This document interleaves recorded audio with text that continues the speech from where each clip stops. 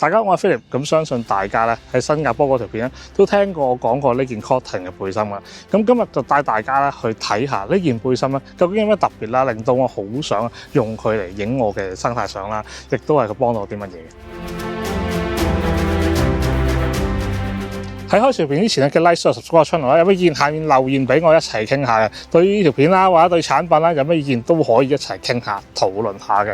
咁講翻呢一件背心先啦。咁其實最初咧，我係其實好老實講啦，就喺 social media 上面咧見到外國人啦，哇好超嘅，揸住架車去到地點，背囊都唔攞，話一件背心就上山就影啦。咁我覺得哇好輕便喎，呢件乜鬼嘢嚟嘅？咁後尾 search 到啊，原來係呢個 cotton 出嘅呢件背心。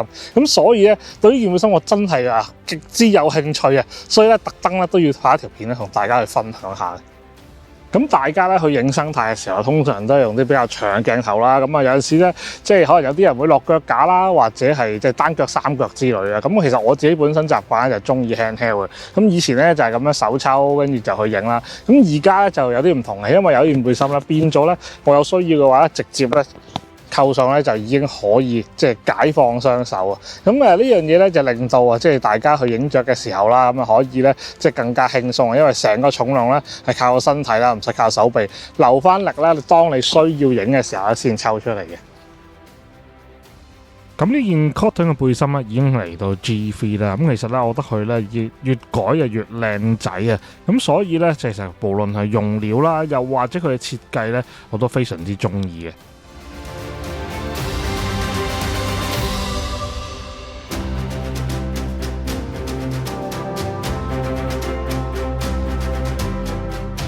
咁而咧安全帶扣咧，其實佢有兩個位俾你扣，左右都得嘅。咁譬如你覺得左手邊啱啲，咁其實你扣一個落去咧，就變咗咧就有個安全帶啦。然後咧呢一樣嘢咧就扣翻落去個相機度，咁變咗咧就係個相機就安全啲啦。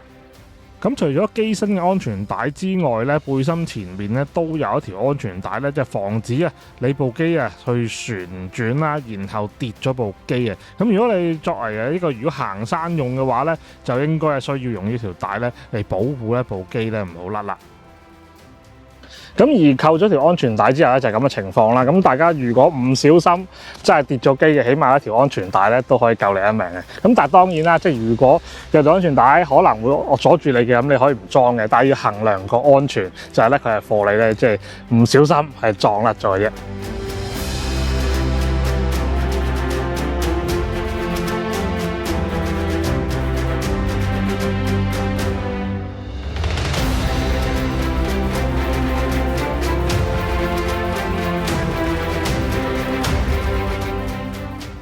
咁 cotton 呢個牌子咧，其實佢哋係源自喺加拿大啊。咁而佢哋咧嘅老闆 Andy 咧，咁其實佢咧就係一個即係電影嘅特技嘅主管啦。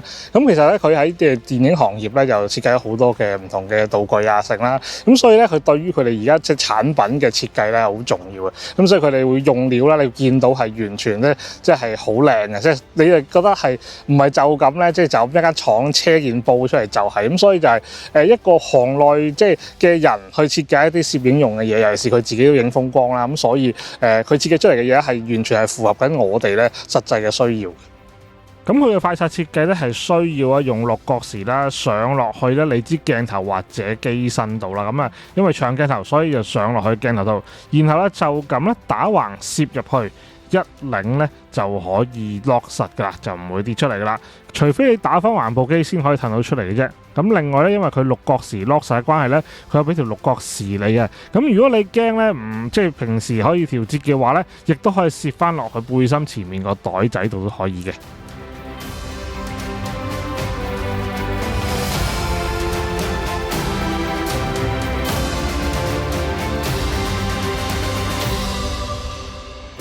咁我知好多朋友仔咧，好多時咧都會唔止一部機攞出去影嘅，即係好似我之前去新加坡一樣咧，都會攞支600mm啦，再加一部即係細機咧，去做其他焦距或者近啲macro 即係微距嘅攝影嘅。咁所以咧，如果你有咁嘅需要嘅話，你都可以加佢側板啦。加完之後咧，就咁咧就攝翻部機落去咧，就已經可以咧擺部副機喺側邊啦。咁變咗當你600mm或者你用啲800mm有啲好長嘅焦距，太近嘅時候要影其他嘢啦，又或者係你想有其他焦距嘅鏡頭或者副機嘅時候咧，就可以加塊板咧，就係可以裝到多部機啦。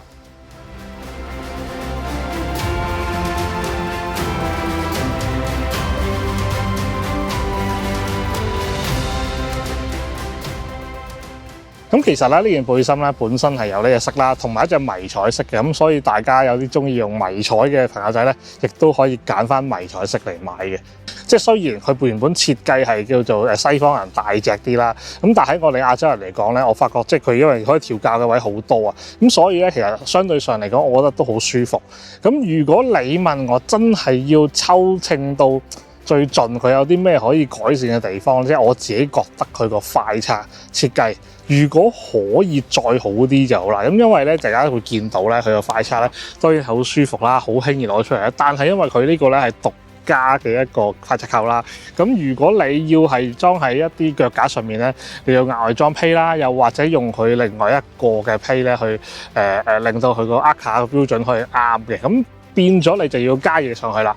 咁呢樣嘢如果佢有新一代啦，咁佢係可以做到直接一塊胚可以做埋嘅快拆嘅話咧，我相信咧件事係會正嘅。咁但係當然啦，即係唔係話佢而家唔 OK，只不過咧當你如果要不停去轉換唔同嘅嘢嘅時候咧，可能就會比較麻煩啦。咁但係當然即係通常都係大多數好似我嘅情況，大多數都係一機一鏡咁樣出去嘅啫。咁就當然即係如果佢可以嘅搞到呢個問題，或者下一代可以改善到咧，亦都係呢一件好事嚟嘅。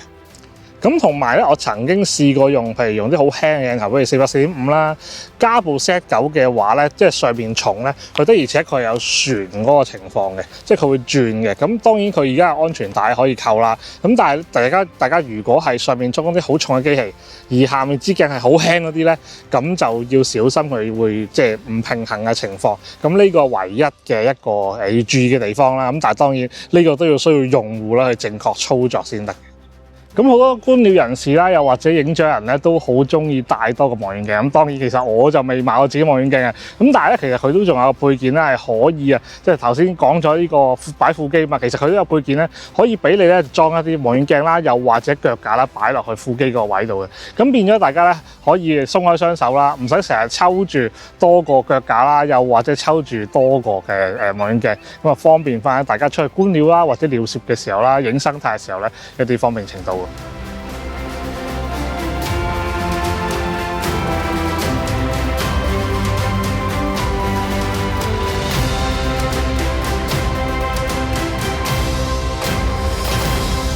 咁如果大家咧即係對呢件背心啦有興趣嘅話咧，其實係可以上翻佢哋官網啦，又或者上 Amazon 度睇下嘅。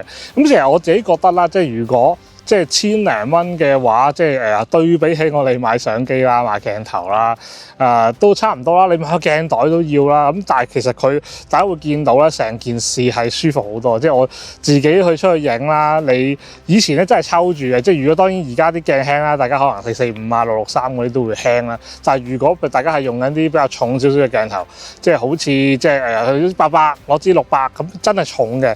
咁你又唔係好中意定點影嘅話咧，其實真係件背心幫好多，因為你其實隨時咧，你影攞出嚟啦，唔影就擺落去啦。咁你嘅手咧係會輕鬆好多嘅。咁大家如果即係有咁嘅需要咧，都可以睇下嘅。咁今日介紹呢件產品去到咁多先啦。咁希望大家中意條片，有咩可以下面撳 like 啦、留言啦、share 啦，同埋一齊討論下即係呢啲咁嘅裝備啦，又或者其他產品都可以嘅。咁我哋下一節再揾其他更加新嘅嘢同大家講下啦。我哋下次再見，拜拜。